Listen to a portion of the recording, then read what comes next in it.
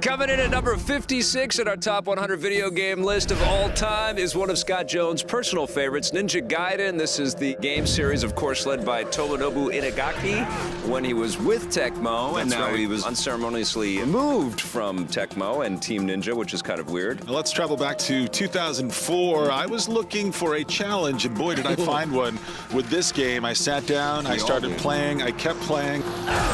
I went back to the beginning. I thought I could do better. I thought I could lose fewer guys. I thought I could use fewer talisman of rebirth and all of the little power-ups and things that help you get through the game. This is one of my crowning gaming moments. It's not quite on par with beating Mike Tyson in Punch-Out, but man, does this game push your skills all the way to the edge. Yeah, it was such an excellent game right from the get-go, and we played it on the first Xbox. We can't say Xbox One anymore, which is weird. And then they re-released it with a black version, which gave you even harder difficulty levels, as well as sort of giving varying options in which to play the game with, and also extra modes. There was some online functionality. Set a weird precedent too. Make new games. Don't keep putting all this stuff into old versions of games. Agreed, but it's such a good game, and it still stands the test of time in terms of action adventures. Yeah, for sure. And one of the greatest things about this game is the way that you kind of discover the mystery of it. You think it's just one thing. You think you're just going to be hacking and slashing and getting into these fights with people, but then it unravels.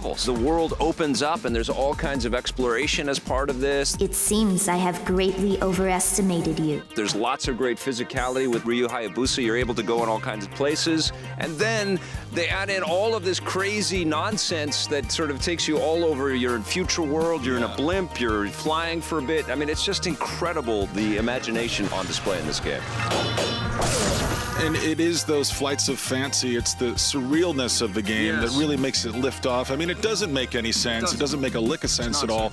And it's okay, though. This is one of the few times in gaming where I'm okay with a game not making narrative sense, not being a coherent experience. One of my favorite things about the game is you can take the lowest weapon in the game, which is just your wooden training staff. And if you upgrade that all the way, and this is one of the secrets you find out, if you play enough Ninja Gaiden like I did, that thing becomes the most powerful weapon in the game. And it's the fact that Tecmo layers in things for you to find and discover and unlock, and really rewards your persistence in going back to this game and just hurling yourself into the churning gears of this experience. That's where the game really reveals its shining heart. Yeah, and the sequel, Ninja Gaiden 2, was also fantastic. Itagaki-san worked on that. Paris, I think. Yeah, and that was phenomenal. And of course, you can play them on the Vita now. There's the Sigma versions of these games.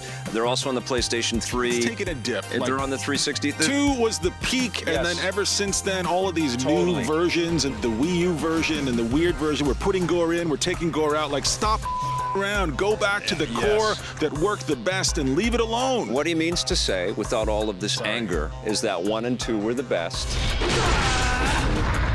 And they were the best on the Xbox platform.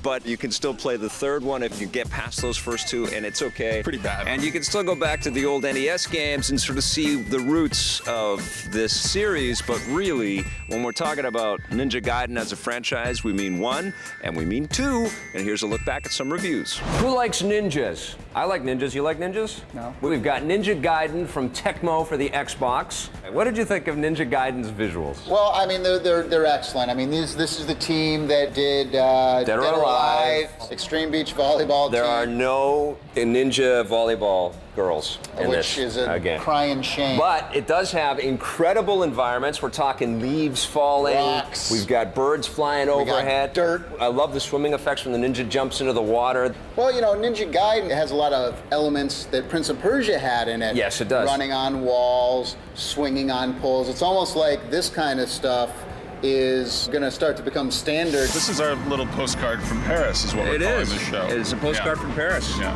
But who cares about Paris? Let's talk about Ninja Gaiden 2. Bienvenue. Bienvenue, Ninja Gaiden 2. What'd you think What of do you this mean, game? what did I think? We should be filming this outside of a butcher shop, because I have never seen so many... No, this is like a level in the game. Is it? Yeah, Ryu would just be slicing all of these tourists. They'd be just like pieces. And there would be chunks flying all over the place. Blood on the ground. And goo and red all over the screen. You know, it's raining arms. Yes, you know, it is. There are levels in this game where it's just like, get the umbrella out, because the limbs are coming down. Ryu Hayabusa and Tomonobu Itagaki, you two are two of my favorite people on Earth. Big Only hearts. one is really a person, the other one's a fictional character. Number 56 and our greatest video games of all time. Congratulations, Ninja Gaiden.